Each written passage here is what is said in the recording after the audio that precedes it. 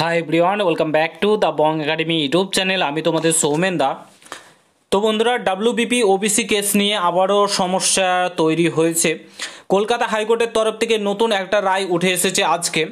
তোমরা প্রত্যেকে জানো, বেশ কিছুদিন আগে সুপ্রিম কোর্টের তরফ থেকে বলা হয়েছিল যে রাজ্য সরকার যে ওবিসি লিস্টটা তৈরি করেছে সেখানে কলকাতা হাইকোর্টের ইন্টারফেয়ার করা উচিত হয়নি। ঠিক আছে, রাজ্য সরকার চাইলে যাকে তাকে ওবিসি দিতে পারে। ঠিক আছে, সেটা ব্যক্তিগত ব্যাপার রাজ্য সরকারের। তো সেই নিয়ে রাজ্য সরকার স্থগিতাদেশ দিয়েছিল কলকাতা হাইকোর্টের যে রায় দিয়েছিল তার ওপর। তো তারপর থেকেই কিন্তু সমস্ত নিয়োগ প্রক্রিয়া থেকে শুরু করে নোটিফিকেশান থেকে শুরু করে সমস্ত কিছু পরপর আমরা পুলিশের ক্ষেত্রেও দেখেছি। পুলিশের ক্ষেত্রে সমস্ত নিয়োগ প্রক্রিয়ার নোটিফিকেশান মানে এক্সামের ডেট প্রকাশিত করে দিয়েছে। তারপরে ওবিসি পোর্টালে ওবিসি চেঞ্জ এ থেকে যাদের বি হচ্ছে, বি থেকে মানে 140টি জনজাতিকে নিয়ে যে ওবিসি করেছিল সেই অনুযায়ী লিস্ট অনুযায়ী কাজ কিন্তু প্রক্রিয়া শুরু হয়ে গেছে। তো আজকে কিন্তু এই নিয়ে একটা কলকাতা হাইকোর্টের আবারও নতুন একটা সমস্যা বলতে পারো, নতুন একটা ওবিসি কেসের আপডেট উঠে এলো।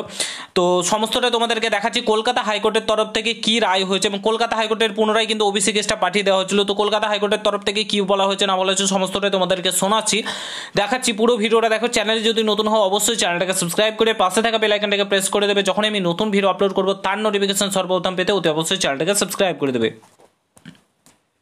তো অন স্ক্রিন তোমরা দেখতে পাচ্ছ, তো সুপ্রিম কোর্টের তরফ থেকে যখন রায়টা দেওয়া হয় তারপর সমস্ত নিয়োগ প্রক্রিয়া সমস্ত কিছু কিন্তু শুরু হয়ে যায়। বাট পিএসসি অর্থাৎ পাবলিক সার্ভিস কমিশনের তরফ থেকে কিন্তু বলা হয়েছিল যে সম্পূর্ণ মানে ওবিসি কেসটা নাম এটা পর্যন্ত কোনো নোটিফিকেশন কিন্তু প্রকাশিত হবে না, কোনো কিছুই হবে না। পিএসসি বলেছে এখনও পর্যন্ত তারা কিন্তু প্রকাশিত হয়নি। সেম জয়েন্টের যে রেজাল্ট সেটাও কিন্তু প্রকাশিত হয়নি, জয়েন্টের রেজাল্টও কিন্তু প্রকাশিত হয়নি। বলা হয়েছে ওবিসি কেস না মিটলে জয়েন্টের রেজাল্ট প্রকাশিত হবে না। তার জন্য কিন্তু কলকাতা হাইকোর্টে এই নিয়ে কেস করা হয়েছিল। তো কেসের আজকে কিন্তু এই নিয়ে হিয়ারিং হয়েছে।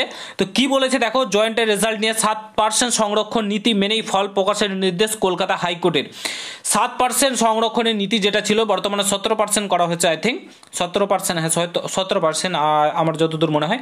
তো সেটা 7% নিয়েই কিন্তু মেনেই কিন্তু নির্দেশ কলকাতা হাইকোর্টের যে জয়েন্টের ফল বার করতে হবে। ওবিসি জটের কারণে ফের পিছিয়ে গেল পশ্চিমবঙ্গের জয়েন্ট এন্ট্রান্সের পরীক্ষার ফল প্রকাশ।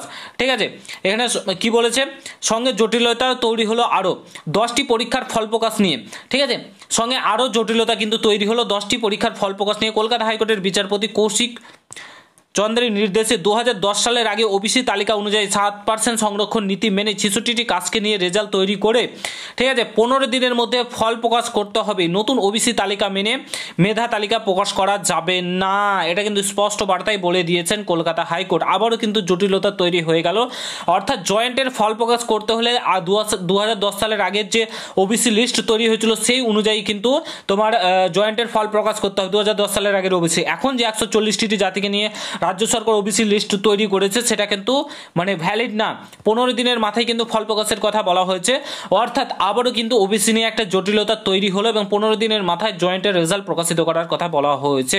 এখনও কিন্তু ভাই পুরোপুরি কেসটা কিন্তু ওবিসি কেসটা মিটেনি, এর মধ্যেও অনেক কিছুই রয়েছে, অনেক কিছুই হতে পারে।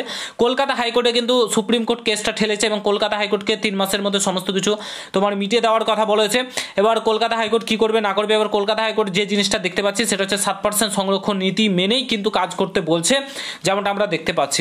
এখন কি যে হবে, আবারও কি সমস্ত কিছু নিয়োগ প্রক্রিয়া থমকে যাবে না কি হবে কিছু বলা যাচ্ছে না। বর্তমান পরিস্থিতির সিচুয়েশন খুবই খারাপ, তবে আমরা কেউ চাই না যে নিয়োগ প্রক্রিয়াগুলো আটকে যাক। ওবিসি কেস কি চলছে না চলছে তাতে আমাদের কোনো যায় আসে না, তবে নিয়োগ প্রক্রিয়া সমস্ত কিছু যাতে শুরু হয়ে যায় এবং যেমনটা শুরু হয়েছে চলুক, পরপর এক্সামগুলো কন্ডাক্ট করাক, এটাই আমরা বলবো। এবং PSC public service commission of West Bengal যাতে নিয়োগ প্রক্রিয়ার যে নোটিফিকেশনগুলো পেন্ডিং পড়ে রয়েছে, যেগুলো শর্ট নোটিফিকেশন প্রকাশিতগুলো সেগুলো কিন্তু প্রকাশিত করে দেওয়া উচিত। কারণ সমস্ত ডাব্লিউবি পিআরবি বোর্ড থেকে শুরু করে সমস্ত বোর্ড কিন্তু নিয়োগ প্রক্রিয়া করছে, অর্থাৎ তোমার পিএসসি বোর্ডকেও করা উচিত বলে আমি মনে করি। এই নিয়ে তোমাদের মতামত কি অবশ্যই ভিডিওর কমেন্ট বক্সে জানাও। যদি ভিডিওটা ভালো লাগে অবশ্যই শেয়ার করে, চ্যানেলে নতুন হলে অবশ্যই সাবস্ক্রাইব করে যাও। দেখা হচ্ছে নতুন ভিডিওর সঙ্গে। ভালো থেকো, সুস্থ থেকো, গুড বাই, জয় হিন্দ, বন্দে মাতরম।